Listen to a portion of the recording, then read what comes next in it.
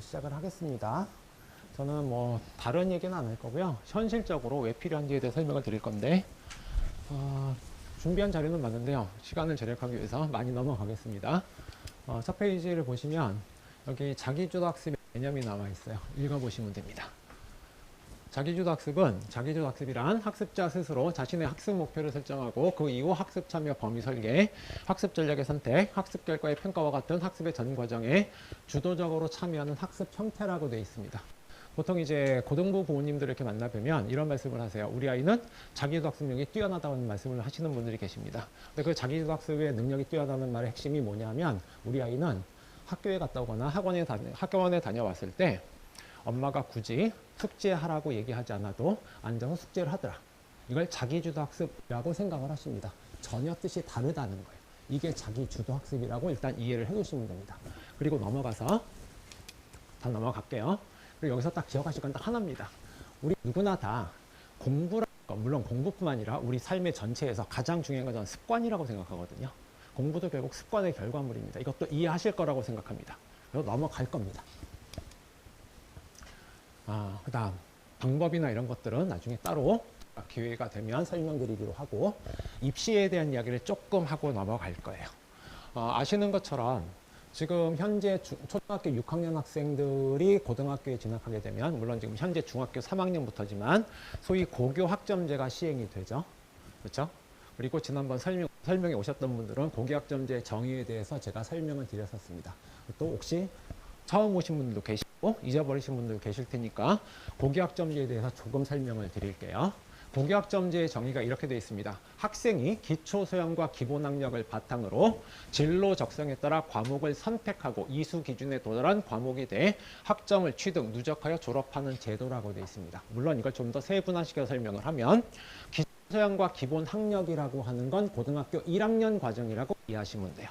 고등학교 1학년 때 배우는 내용들은 전국에 있는 모든 고등학교 학생이 동일한 내용을 배웁니다. 그래서 이걸 우리는 뭐라고 하느냐면 국민공통교육과정이라고 불러요. 즉 어떤 유형의 고등학교를 가든 고등학교 1학년 때 수학은 지금 현재 기준으로 설명드리면 수학 상하를 배우고 과학은 통합과학을 배우게 됩니다. 이해하시죠? 이 공부 과정을 통해서 학생들은 2학년이 넘어가서 2학년, 3학년 중에서 뭐냐면 과목을 선택해요. 대충 아실 거라고 생각을 합니다. 그런데 과목을 선택하는 기준이 있죠. 기준이 뭐죠? 여기 써 있죠. 진로 적성에 따라. 이해되시죠? 이해되시나요? 그럼 이걸 제가 제 나름대로 의역해서 고교학점제의 정의를 다시 말씀을 드리면 우리 아이들은 고등학교 과정에서 비슷비슷한 과목을 공부하긴 하지만 아이들이 대학에 가서 전공하고자 하는 학문이 다르고 사회에 나와서 본인들이 하고 싶어하는 직업이 다르죠. 이해하시죠? 그런데 모든 아이들에게 우리가 고등학교 다닐 때는 동일한 과목을 가르쳤단 말이에요. 이해하시죠? 그런데 이 고교학점제가 말하고자 하는 핵심은 뭐냐면 이제는 더 이상 학교에서 또는 교육과정상에서 너희들에게 과목을 지정해 주지 않을 테니 스스로 1학년 과정을 통해서 다양한 학문을 접해보고 그중에 너희의 진로나 적성에 맞는 흥미를 느끼는 과목을 선택해서 스스로 학습 과정을 설계하고 너희가 진로와 적성과 관련된 과목들을 다른 학생들에 비해서 더 많이 그리고 더 깊이 있게 공부하고 대학에 진학해. 이게 고교학점제의 정의입니다. 이해하시나요? 이해되시나요? 아마 입시를 전혀 모르시는 분은 안 계실 테니까 우리가 입시적으로 본다면 대학에서 학생들을 선발하는 전형들이 수시에서 보면 크게 두 가지라고 생각하시면 돼요. 지금 현재 기준으로는. 고등학교에 가서 이제 소위 논술이나 이런 전형을 선택하는 분이 계시겠지만 기본적으로 수시는 학생부 교과 전형이라는 것과 학생부 종합 전형이라는 게 있습니다. 대충 들어보셨죠? 이해되시죠? 근데 학생부 종합 전형은 교과 전형과 가장 크게 다른 차이점이 하나 있어요. 그게 뭐냐면 학생부 교과 전형이 학생들의 3년 동안의 내신 평균만을 가지고 학생을 선발하는 거라면 학생부 종합 전형은 누가 더 진로와 관련된 즉 대학에서 전공할 학문과 관련된 공부를 더 많이 깊이 있게 했는가를 따진다는 거예요. 이걸 우리는 흔히 뭐라고 하느냐면 전공 적합성이라고 부릅니다. 대충 어떤 말씀인지 이해되시나요? 학생부 종합전형은 전공 적합성을 따지는 전형이고 우리가 소위 말하는 교과 전형이나 또는 수능 중심으로 학생을 선발하는 정시라고 하는 전형은 전공 적합성 같은 걸 따지지 않아요. 단순하게 합산된 숫자가 좋은 학생들을 선발하는 제도입니다. 대충 이해하시죠? 그럼 우리가 다시 생각을 해보면 조금 전에 보여드렸던 자기주도 학습이라고 하는 것의 개념과 고교학점제 정의를 한번 연결시켜 생각해 보세요. 어떤 말씀인지 이해되시나요? 결국 고교학점제는 자기주도 학습의 능력이 뛰어난 아이를 선발하겠다는 제도라고 이해를 하시면 된다는 뜻입니다. 대충 어떤 말씀인지 이해되시나요? 자, 그런데 이 고교학점제에서 학생들이 이제 평가를 해야 되는데 어떻게 평가를 하느냐 하면 우리가 소위 말하는 수시에서 가장 핵심이 되는 내신 평가 방법이 바뀌었습니다. 현재 고등학교 1학년까지는 고교학점제가 아니에요. 이해하시죠? 여기까지는 문이과 통합과정입니다. 그리고 현재 중학교 3학년부터 시작해서 고교학점제가 시행이 되는데 현재 고등학생들은 내신 평가에서 어떤 구성을 가지고 있느냐면 소위 상대평가 9등급제라고 하는 평가 방식을 가지고 있습니다. 이해하시죠? 이해되시죠? 두 번째, 고교학점제가 시행이 되면 우리 아이들이 고등학교에 가게 되면 똑같이 내신을 상대평가하긴 하는데 지금의 9등급제가 아니라 뭐 하느냐면 5등급제로 바뀌어요. 이해되시죠? 그럼 비율이 어떻게 바뀌었느냐면 9등급제 하에서는 1등급은 상위 4%입니다. 2등급은 4% 초과 7%, 4위, 그 다음 7%예요. 누적하면 11%가 되는 겁니다. 이해하시죠? 그럼 만약에 100명이 있는 고등학교라고 가정하면 어떤 특정 과목의 시험을 봤을 때 4등까지가 1등급이고 5등부터 11등까지는 2등급이 되겠죠. 이해되시죠? 그런데 5등급제가 되면 이런 일이 벌어지는 거예요. 구간이 넓어집니다. 즉 1등급은 어디까지? 10%까지. 이해되시죠? 그럼 기존의 9등급제 안에서는 4등까지가 1등급이었는데 그리고 5등부터 11등까지는 2등급이었는데 이런 거 안 찍어 가셔도 돼요. 인터넷 보면 자료가 넘쳐납니다. 뭐 찍으셔도 상관없습니다. 대신 저 안 나오게 찍어주세요. 집에 가서 기분 상하실 수 있으시니까 어쨌든 봅니다. 그런데 지금까지 9등급제 안에서는 상대적으로 4등까지 해야만 1등급을 받죠. 우리의 지상 목표란 말이에요. 1등급이. 그렇죠? 이해되시죠? 그런데 앞으로 5등급제로 바뀌면 어떻게 돼요? 10등까지가 1등급이 되는 거죠. 그럼 1등급 받을 확률이 커졌나요? 작아졌나요? 커졌죠. 1등급 받는 게 상대적으로 쉬워졌다는 뜻입니다. 이걸 교육부에서 뭐라고 설명하고 있느냐 하면 내신 경쟁이 완화됐다고 설명하고 있는 거예요. 그럼 이것이 왜 완화됐다고 설명할 수 있느냐 하면 만약에 지금 9등급제하에서 어떤 학생이 3등을 했다고 치죠. 근데 사실 3등과 4등 그리고 2등급을 받은 5등 사이의 점수 차이는 굉장히 적습니다. 한 문제 차이가 안 나오는 경우도 되게 많아요. 대충 이해하시죠? 그런데 3등을 한 학생은 아직은 불안하단 말이에요. 자기의 실력에 대해서. 그럼 1등급을 받기 위해서 그 과목의 공부 시간을 줄일 수가 없는 문제가 생깁니다. 어떤 말씀 이해되시죠? 한 문제 실수하는 순간 2등급을 받는 거예요. 그런데 똑같은 아이가 만약에 5등급제 상황에서 공부를 한다고 가정을 해보죠. 어떨까요? 나는 3등이야. 근데 10등까지만 해도 1등급인데 3등과 10등 사이의 점수 차이를 보니까 한 2문제 정도 차이가 나네. 그럼 한 문제 실수한다고 해서 등급이 바뀌지 않죠. 결국 내신 등급은 점수가 중요하지 않아요. 등급을 받으면 끝나는 겁니다. 이해되시죠? 그럼 자연스럽게 뭐 할 수 있어요? 그 과목의 공부 시간을 조금 줄여서 자신이 부족한 다른 부분에 시간을 쓸 수 있다는 뜻이 되는 겁니다. 이해되시죠? 이렇게만 생각을 하면 틀림없이 내신 등급을 9등급에서 5등급제로 바꾼다는 건 내신 경쟁이 그만큼 완화된다고 볼 수 있죠. 이해되시죠? 여기까지는 저도 교육부 생각에 동의합니다. 그런데 놓치고 있는 게 하나 있어요. 우리가 입시라고 하는 관점에서 본다면 입시는 제가 이제 오신 분들은 여러 번 설명드렸었는데 입시의 본질은 대학이 학생을 선발하는 과정입니다. 그리고 대학은 누굴 선발해요? 되게 단순해요. 지원자 중에 우수한 학생을 선발하는 겁니다. 이해하시죠? 만약에 점수를 가지고 계산을 한다면 단 0.1점이라도 높은 아이를 선발하는 거예요. 이해되시죠? 이것이 입시의 본질이고 입시의 본질은 우리나라 입시 역사상 바뀐 적이 없고 앞으로도 안 바뀔 겁니다. 이해하시겠죠? 그런데 이게 5등급제가 된다는 것의 의미를 이렇게 제가 간단하게 사례를 가지고 설명을 드리면 현재 9등급제입니다. 얘가 바뀔 거예요. 5등급제로.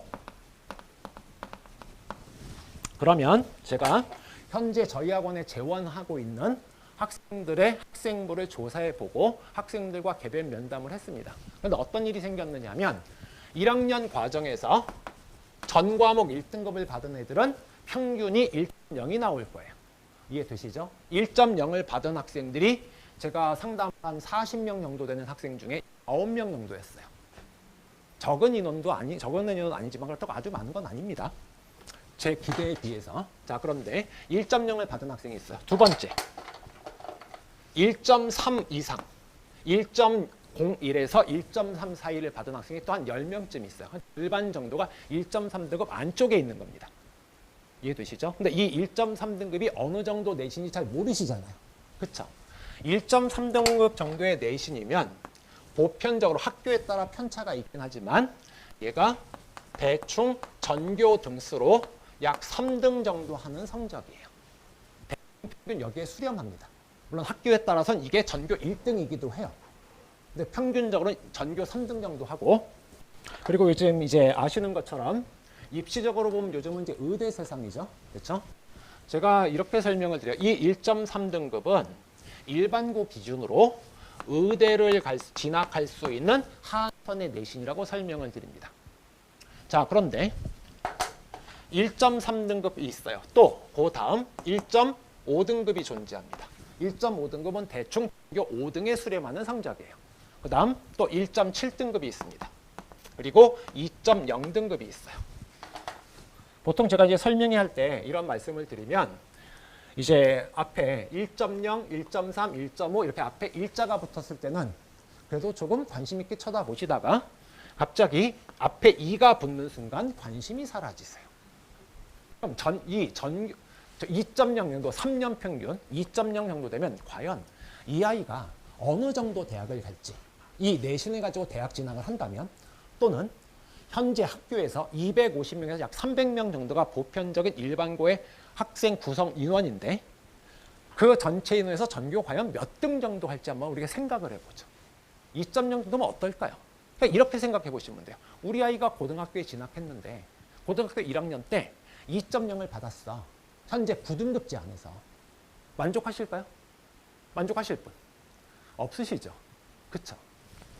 그럼 이렇게 여쭤볼게요. 우리 때는 학생 수가 많았습니다. 그렇죠? 그런데 뭐 400명, 500명이었다고 치죠. 학생 수가 많았습니다. 혹시 전교 10등 안쪽의 성적을 꾸준히 받으신 분? 많지 않을 겁니다. 그렇죠? 예를 들어 400명 중에 전교 10등이면 100분위로 2.5%거든요. 절대 못하는 성적이 아니죠. 그렇죠? 이 2.0의 성적이 평균적으로 따지면 전교 10등에 수렴하는 성적이에요. 못하지 않아요. 2.0이라고 생각하지 마시고 우리 아이가 고등학교에 갔는데 전교 10등을 했어. 그럼 단순 계산을 해보면 반등수 몇 등일까요? 어느 반에선가는 1등하고 있는 거예요. 이해되시죠? 못하나요? 못하지 않죠. 그럼 반등수 1등하는 아이가 이 내신을 살려서 대학을 간다면 어디쯤 갈까요? 구체적인 자료를 보죠. 이게 지금 연대 자료입니다. 그 다음 경희대 자료입니다. 여기 옆에 내신 컷이 나와 있잖아요. 이쪽 보시면 돼요. 학과마다 조금 편차가 있긴 하지만 상위권 학과는 아무래도 내신 성적이 좋을 거고 하위권 학과, 즉 인기가 좀 없는 학과들은 조금 성적이 떨어지겠죠. 그쵸? 근데 경희대도 어때요? 대체적으로 1점 중반대에 있습니다. 이해되시죠? 그리고 우리나라에 약 10위권 대학이 있어요. 그게 건국대입니다. 되게 슬픈 대학이에요. 이 건대를 보시면 건대에서 지금 현재 성적이 가장 좋은, 그리고 아이들이 가장 의학 계열을 제외하고 가장 선호도가 높은 학과가 요즘은 아시는 것처럼 컴퓨터 관련 학과들입니다. 아시죠? 컴퓨터 관련 학과 여기 있죠. 어디? 여기. 그렇죠? 얼마예요? 1.76이에요.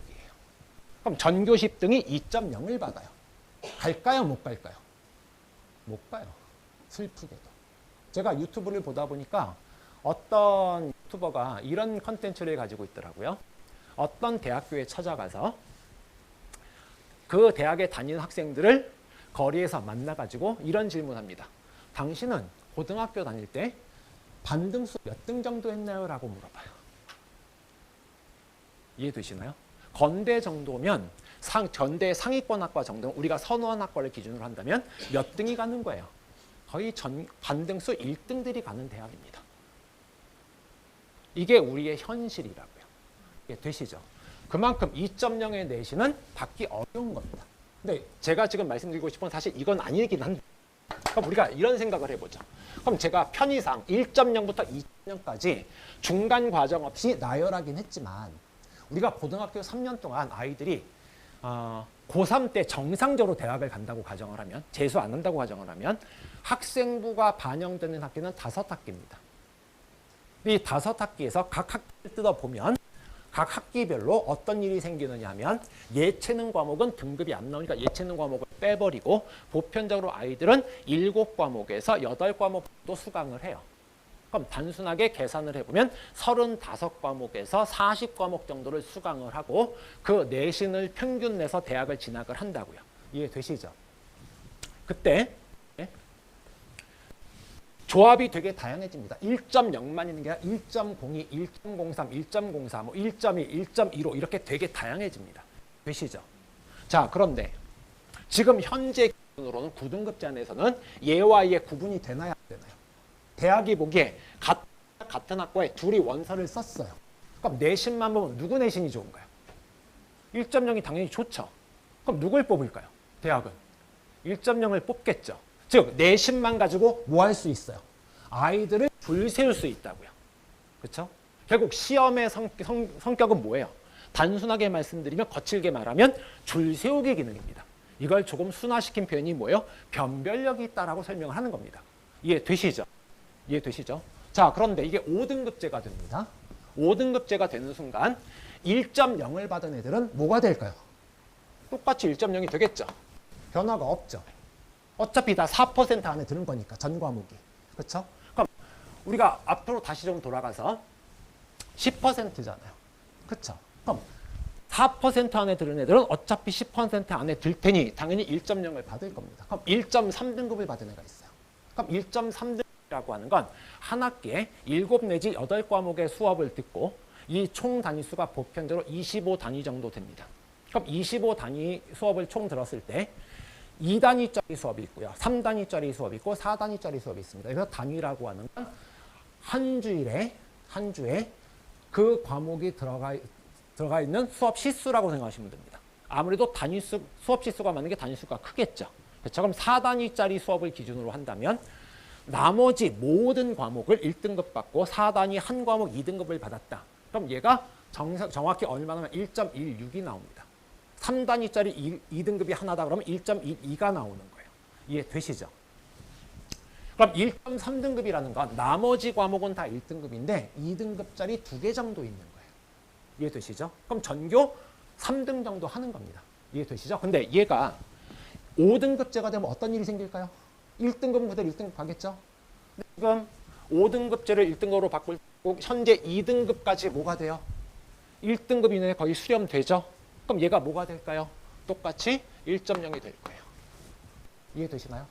두 번째, 1.5등급을 보죠. 1.5등급은 드물게 현재 9등급제는 3등급이 하나 정도 섞이긴 하지만 대체적으로 절반의 1등급과 절반의 2등급까지는 애들입니다. 그럼 절반의 1등급은 다시 5등급제로 환산해도 여전히 1등급일 거고 2등급 받은 과목들은 또 뭐가 돼요? 5등급제로 환산하면 똑같이 또 1등급이 돼요. 그럼 얘도 뭐가 돼요? 1.0이 돼요. 이해되시죠? 1.7등급을 받은 애들은 1.0에서 1.1 사이에 존재할 거예요. 이해되시죠? 만약에 1.7등급인데 불의의 사고로 3등급이 하나 떴다. 이해되시죠? 이 3등급 하나 있는 애는 2등급까지 받는 과목은 전부 1등급이 될 거고 3등급 받는 과목이 2등급이 될 거란 말이에요. 이해되시죠? 그럼 1.1 정도 나올 겁니다. 이해되시죠? 2.0도 똑같이 1.0에서 또 출발을 할 거예요. 이해되시죠? 그럼 여기서 문제가 되는 건 뭐냐 하면 5등급제가 되면서 현재 9등급제 안에서 변별이 되던 이 내신이 뭐가 됐죠? 똑같아졌어요. 이해되시죠? 그럼 우리가 보편적으로 지금 현재 아이들을 학원에 보내시면서 나름대로 기대값이라는 게 있잖아요. 지금 투자를 하고 계시니까. 그렇죠? 그 기대값은 결국 뭐예요? 보내고 싶은 대학이겠죠. 그것이 의대일 수도 있고 서울대일 수도 있고 아니면 연고대일 수도 있고 우리가 소위 그냥 통칭 말하는 상위권 대학을 보내고 싶은 겁니다. 맞죠? 별로 반응 안 하시는 분들은 관심이 없으신가요? 이러시면 안 되는데.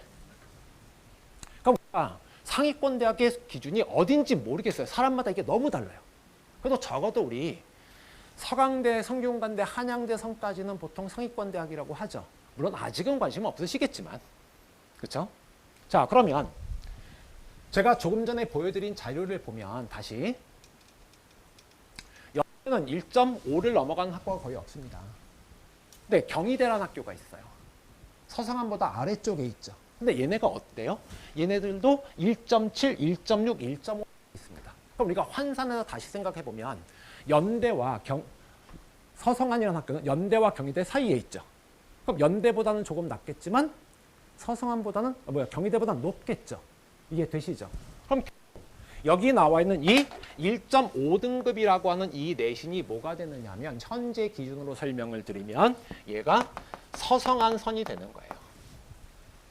서성한의 상위권 학과에 합격할 수 있는 내신은 1.5등급 정도가 되는 겁니다. 이해되시죠? 그런데 고교학점제가 되고 5등급제로 바뀌었습니다. 그럼 적어도 1.5등급까지 받았던 학생들은 전부 뭐가 돼요? 다 1.0이 돼요. 이해되시죠? 어떤 문제가 생겼을까요? 아까 설명드렸던 대로 입시는 대학이 우수한 학생을 선발하는 겁니다. 이해되시죠? 숫자를 가지고 줄 세우게 한다고요. 그렇죠? 지금은 가능했던 줄 세우기가 되나요? 안 되나요? 안 된다고요. 그렇죠? 이걸 우리가 입시적인 용어로 설명하면 내신의 뭐가? 변별력이 떨어졌다라고 설명하는 겁니다. 이해되시죠? 그럼 이제 대학들이 이 내신을 가지고 아이를 선발할 수 있을까요? 없을까요? 없어요.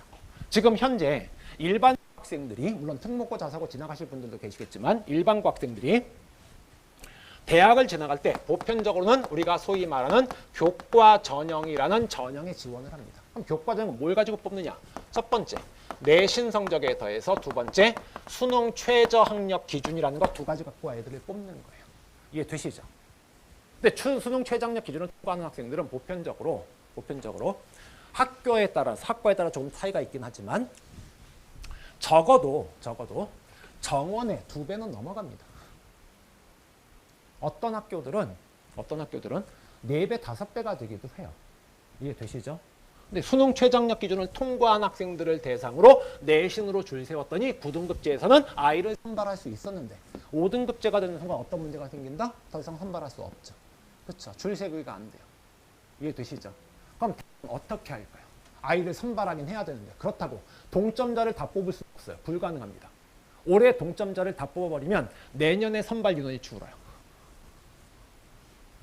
그럼 대학 선택할 수 있는 방법은 되게 단순해요. 여기 알파가 붙는 겁니다.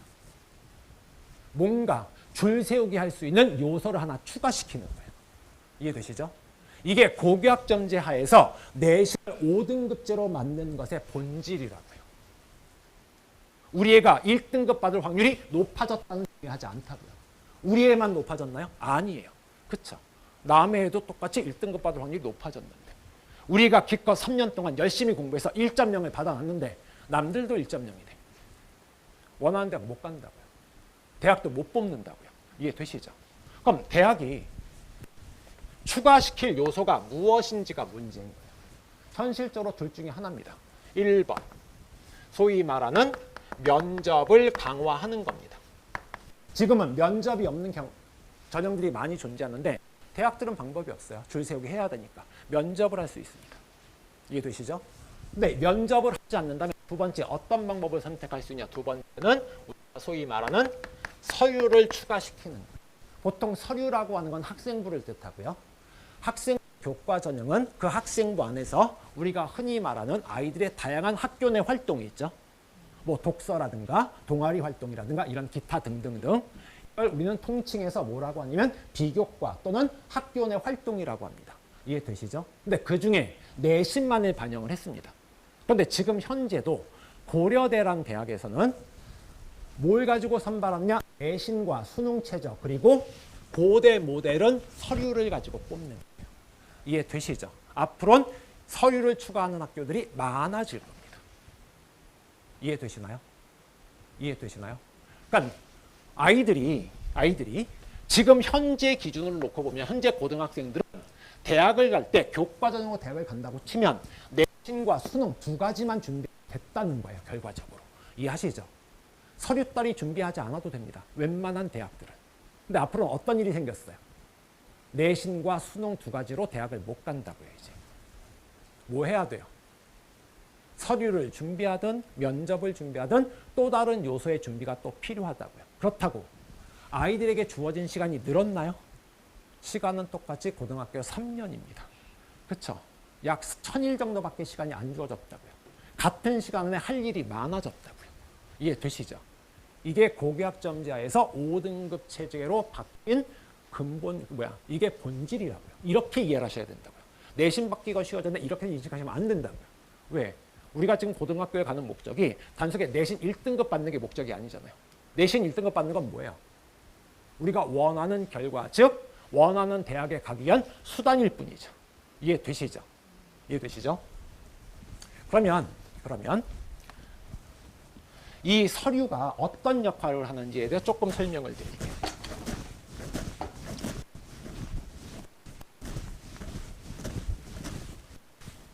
가정을 합니다. 어떤 고등학교에 같은 고등학교인데 A라는 학생과 B라는 학생이 있다고 가정을 하겠습니다. 근데 이 두 아이의 내신을 보니까 A와 B는 국어와 수학이라는 과목에서 국어가 1등급인데 수학이 2등급이에요. 단위수가 같다면 평균 내면 1.5등급인 겁니다. 이해하시죠? 이게 1.5등급이에요. 근데 B라는 아이는 국어가 3등급이야. 근데 수학은 1등급이야. 그럼 얘는 2.0의 내신이 나오죠.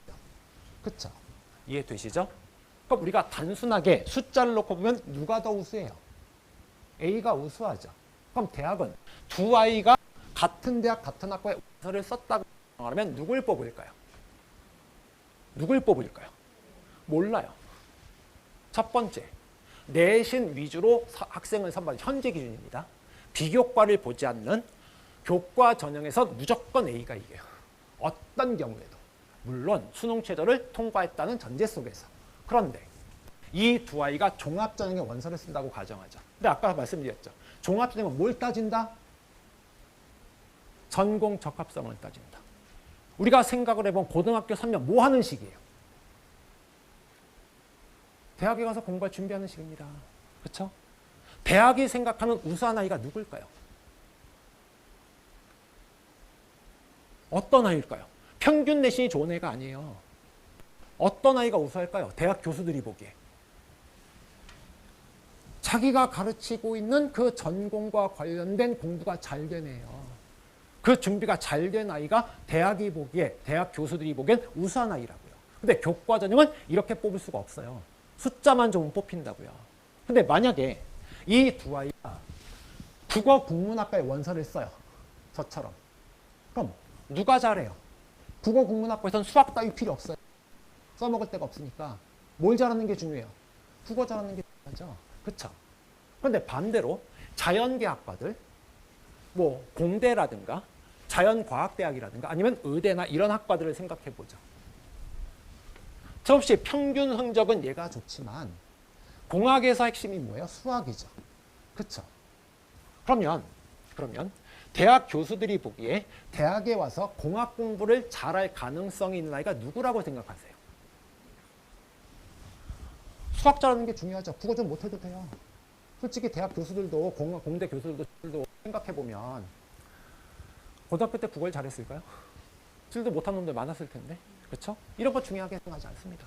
그러니까 수학 잘하는 게 우선인 거예요. 그러니까 교과 전형은 얘가 이기지만 종합 전형으로 가서 전공 적합성 이런 것들을 따지기 시작하는 순간 얘가 이긴다고요. 이해되시죠? 그러니까 결국 종합전형이라고 하는 건 서류를 본다는 건 그런 겁니다. 전체 평균 내신도 중요하지만 진로와 관련된 과목을 누가 더 열심히 공부했고 누가 더 깊이 있게 공부해서 이걸 따지고 싶은 거란 말이에요. 단순하게 말씀드리면. 이해되시죠? 그렇죠? 그러니까 얘가 뽑히는 거라고 이미 설명을 드렸고 동의하실 거라고 생각합니다. 자, 그런데 이런 극단적인 경우도 있지만 이런 경우가 생기죠. 상위권 대학에 진학한다고 생각을 해보세요. 목표하는 그 대학들. 서울대, 연대, 고대. 대부분 아이들 내신, 그것도 상위권 학과라면 내신 1.3등급 이내인데 한 학기 2등급 2개밖에 없는 애들인데 어떨까요, 얘들? 이런 애들이 존재할까요? 수학은 잘하는데 다른 과목 못하는 애들이 존재할까요? 그렇지 않아요. 그렇죠? 그럼 결국 이 수학도 1등급인데 국어도 1등급이야. 이런 애들이 모인다고요. 상위권 대학에는. 그렇죠? 그럼 또 이렇게 선발할 수 없죠. 그렇죠?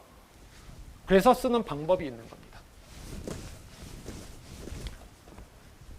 우리 서류를 본다는 건 단순하게 내신만을 보는 게 아니에요.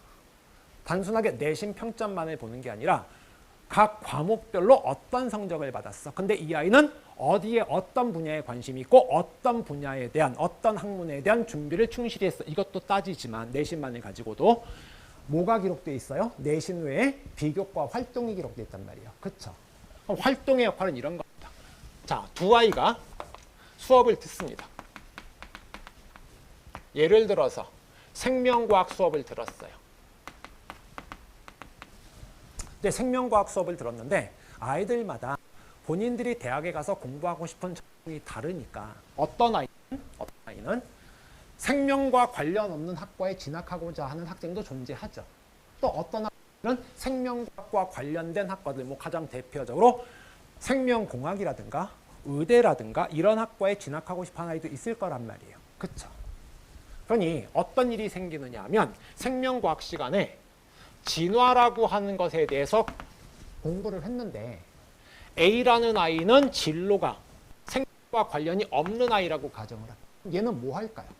그냥 수업 시간에 배운 내용을 충실하게 공부하고 시험을 볼 거예요. 더 이상 공부할 생각이 없습니다. 왜? 내 관심 분야가 아니니까. 이해하시죠? 그런데 B라는 아이가 있는데 이 B라는 아이는 생명과학과 관련된 학과에 진학하고 싶어요. 그리고 생명과학을 원래 이쪽에 관심이 많고 공부하는 걸 좋아하는 학생이라고 가정을 하죠. 그럼 얘는 뭐 할까요? 학교에서 가르친 내용에 만족하지 않습니다. 자연스럽게 뭐가 생겨요? 그 내용에 대해서 호기심이 생겨요. 뭐 예를 들어서 그러니까 진화라는 개념을 저도 이제 오해하고 살았는데 제가 요즘 생명과학과 관련된 유튜브를 좀 보거든요. 거기 보니까 이런 말이 나오더라고요. 진화라는 게 발전한다는 개념이 아니더라고요. 진화는 그냥 단순하게 주어진 환경에 적응하는 과정이라고 설명합니다. 대충 이해되시죠? 그래서 우리가 보기에 얘가 전에보다 뭔가 좀 부족하게 이상하게 바뀌었어. 눈이 있는 게 눈이 없는 것보다는 진화한 거라고 생각하시잖아요. 근데 있던 눈이 사라졌어. 퇴화죠. 근데 이것도 진화래요. 왜? 자기가 주어진 환경에 적응하는 거라면. 이해되시죠? 이렇게 진화의 개념을 배웠습니다. 근데 아이가 이런 생각이 드는 거예요. 그래? 그러면 같은 환경에 있다면 뭐가 돼야 돼요? 비슷해져야 될 거 아니에요. 그렇죠? 비록 종이 서로 다르다 할지라도 비슷하게 변해야 되는 겁니다. 그럼 이런 게 있을까? 근데 우리는 종을 다 구분하잖아. 그렇죠? 그래서 아이가 호기심이 생기니까 공부를 하기 시작합니다. 제일 좋은 건 수업을 통해서 그 호기심을 해소하는 거라고요. 근데 수업 시간에 설명을 안 하죠. 교육과정이 아니니까. 이해하시죠? 그래서 아이가 이제 뭐 해요? 가장 쉽게 책을 찾아 읽습니다. 그 호기심을 해소하기 위해 독서라는 거래요. 독서를 하다 보니까 이런 걸 알게 됐어요. 서로 다른 종인데 신기하게도 비슷한 환경 속에서 살다 보니까 그 생명체의 외형이라든가 생활 모습이 비슷한 애들이 생깁니다. 뭐 예를 들어서 우리가 잘 아는 비근한 예로 보면 은행나무 아시죠? 은행나무 화렵수인가요? 침엽수인가요? 모르시나요? 우리가 잎의 모습만 보면 얘 뭐예요? 화렵수죠. 근데 얘 침엽수란 말이에요. 놀랍게도. 근데 화렵수처럼 바뀌었죠.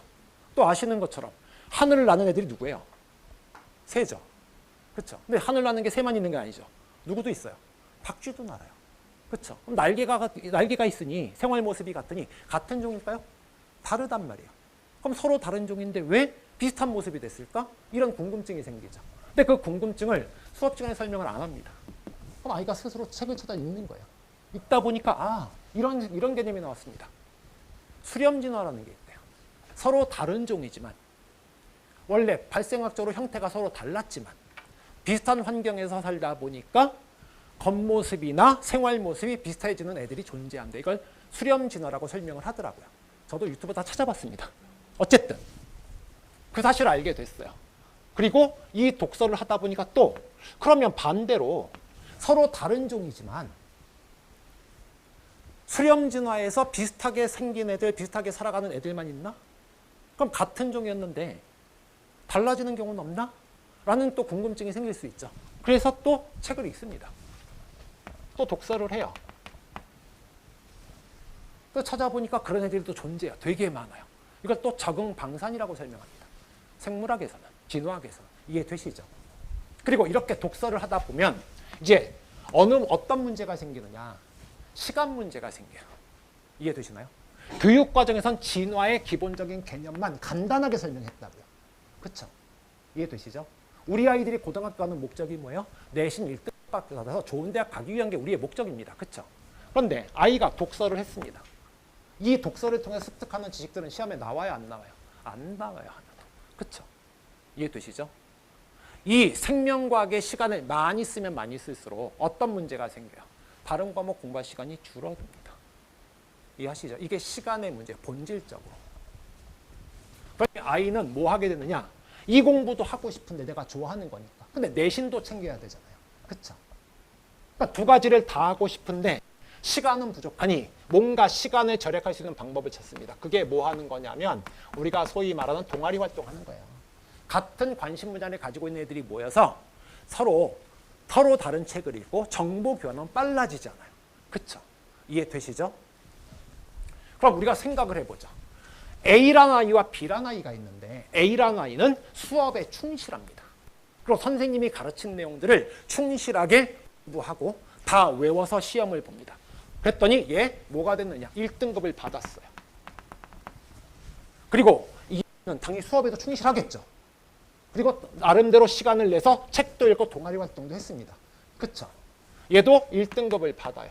그럼 숫자상으로 내신 숫자만 놓고 보면 둘 중에 누가 더 생명과학의 지식이 더 뛰어난지 판별이 안 되죠. 그렇죠? 그런데 잘라놓고 보세요.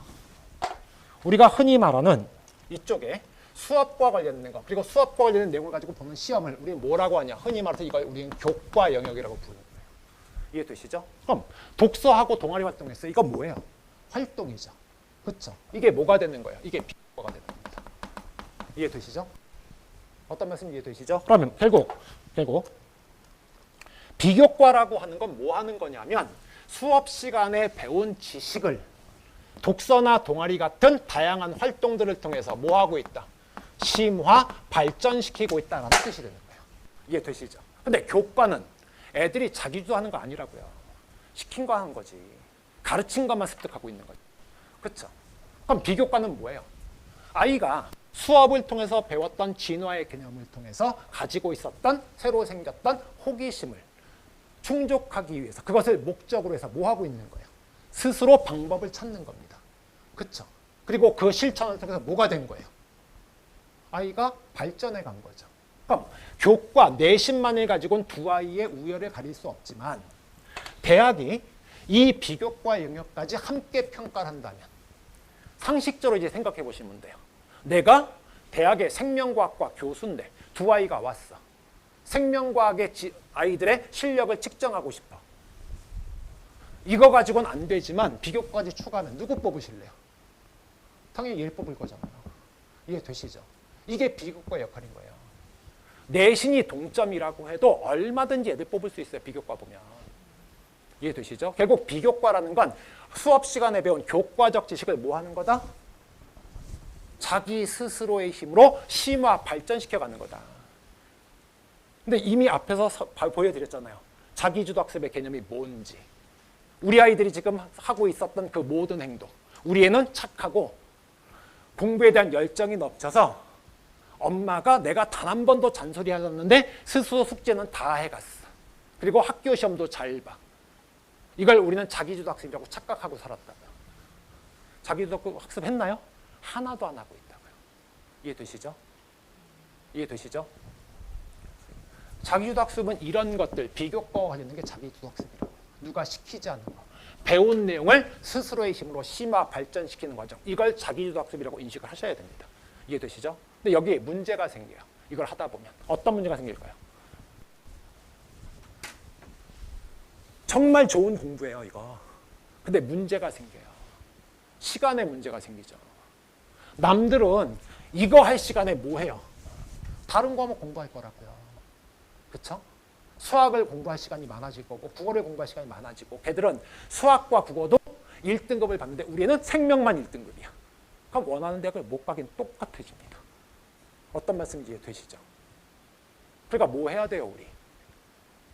다른 과목의 내신도 챙기면서 진로와 관련된 과목은 적어도 심화학습을 해가야 한다는 뜻인 겁니다. 이해되시죠? 그러기 위해서 우리가 필요한 게 있습니다. 뭐 해야 돼요? 첫 번째, 독서나 동아리 활동 같은 활동들을 통해서 지금 아이들이 학교에서 또는 학원에서 배우는 기본적인 교과 지식을 심화 발전시키는 뭐 해야 돼요? 연습이 필요해요. 어느 하루아침에 이게 제가 고등학교 올라가는 중3 학생들이나 이런 학생들 상담하거나 또는 설명회 하면서 되게 많이 강조를 하거든요. 근데 중3 때까지 이거 연습 안 된 애들이 과연 할까요? 불가능해요. 어머니들 맨날 하시는 게 그거잖아요. 살은 빼고 싶은데, 살은 빼고 싶으니까 운동은 하고 싶은데 안 되죠. 왜 안 돼요? 습관이 안 됐으니까. 그렇죠? 요즘 제 차가 그렇습니다. 살을 빼고 싶대요. 저랑 이제 목의 차이가 10kg도 안 나요. 되게 슬퍼합니다. 자기도 이제 운동하겠대요. 절대 안 해요. 왜? 운동은 힘들죠. 습관이 안 됐으니까. 그러니까 뭘 찾아요? 쉬운 방법을 찾습니다. 약 같은 거, 뭐 다이어트 보조제 이런 걸 찾죠. 그래서 다이어트가 되나요? 안 돼요. 그렇죠? 이거 하는 습관을 기르셔야 돼요. 이게 첫 번째입니다. 두 번째, 우리 지금 대부분 아이들은 현재 진도를 공부하지 않습니다. 선행을 하죠. 정도의 차이가 있죠. 우리 선행 왜 하나요? 선행의 목적. 이렇게 생각해 볼까요? 고등학교 때 배워야 될 내용인데 중학교 때 예를 들어서 고등학교 때 배울 내용이 100이라고 치면 중학교 때 선행을 통해서 50 정도를 해결했어요. 그럼 고등학교에 가서 내신을 봤는데 50만 들어가면 돼요, 이제. 그쵸? 그럼 50이 남죠. 남들 100을 할 거 난 50 합니다. 그럼 뭐 할 수 있어요? 그 50을 가지고 할 수 있는 거. 둘 중에 하나라겠죠. 첫 번째, 다른 과목을 공부해서 다른 과목 내신도 상승시킬 수 있는 여지가 커지죠. 그게 아니라면 뭘 할까요? 그 시간에 비교과 하는 거예요. 결국 두 번째 문제는 가장 궁극적인 문제인데 결국 시간 문제라고요. 결국 선행학습의 목적은 지금 고등학교 과정을 공부한다고 해서 완벽하게 소화한다가 아닙니다. 어차피 잊어버려요. 그렇죠? 선행학습을 통해서 이해한 정도만큼 고등학교 과정에서 들어갈 시간이 줄어든다고요. 그래서 제가 항상 이렇게 설명드립니다. 선행학습의 목적은 시간을 버는 거다. 지금 시간을 저축하고 있는 거다. 모든 고등학생들에게 주어진 시간은 딱 3년입니다. 그렇죠? 근데 어떤 아이는 3년을 4년처럼 쓸 수 있어요. 어떤 아이는 5년처럼 씁니다. 어떤 아이는 3년을 2년처럼 써요. 이 경쟁은 하나마나 의미가 없는 거라고요, 이미. 이해되시죠? 초등학교 6학년 학생들 아직 어립니다. 그렇죠? 이 아이들에게 자기주도 학습을 강요한다는 거 사실 어찌 보면 굉장히 무리스러울 수 있어요. 그렇죠? 우리 초등학교 6학년 때 생각해 보세요. 말도 안 되는 소리잖아요. 그렇죠? 근데 이번 여름방학 때 이제 좀 이따 대표님께서 설명하시겠지만 아이들 자기주도 학습을 시키려고 노력을 할 겁니다. 기간이 길다 짧다 이런 것도 생각하지 않아요. 뭐 하기 위한 걸까요? 지금부터 아이들에게 연습시키는 거예요. 이것이 습관이 된 아이들이 중학교에 가서 중학교 과정에서 어떤 과목이든 본인이 관심 있는 과목들을 이런 식으로 공부한다면 그 아이들의 성장은 굉장히 빨라질 겁니다. 그리고 중학교 때 성장한 아이들은 고등학교 때도 습관이 되면 같이 성장을 할 거라고요. 이해되시죠? 이해되시죠? 이게 저희가 이번 여름방학에 초등학교 6학년 학생들 대상으로 해서 자기주도학습반을 만드는 목적입니다. 협조를 좀 해주셨으면 좋겠어요. 아시겠죠? 준비한 건 되게 많은데 오늘 저에게 주어진 시간이 얼마 안 돼요. 그래서 오늘은 여기까지만 설명을 드리겠습니다. 대충 이해되시죠? 그리고 이것이 결국 고교학점제의 본질과 맞닿아 있습니다. 이해하시겠죠? 자, 어쨌든 요거 다음에 제가 필요한 내용들이 되게 많은데 이런 것들은 다음 설명에 제가 따로 잡을 겁니다. 지난번 설명에 오셨던 분들 제가 얘기했었죠. 다음 설명에 또 할 거라고 그때 자세히 설명드릴게요. 이해되셨죠? 그럼 다음에 또 뵙겠습니다.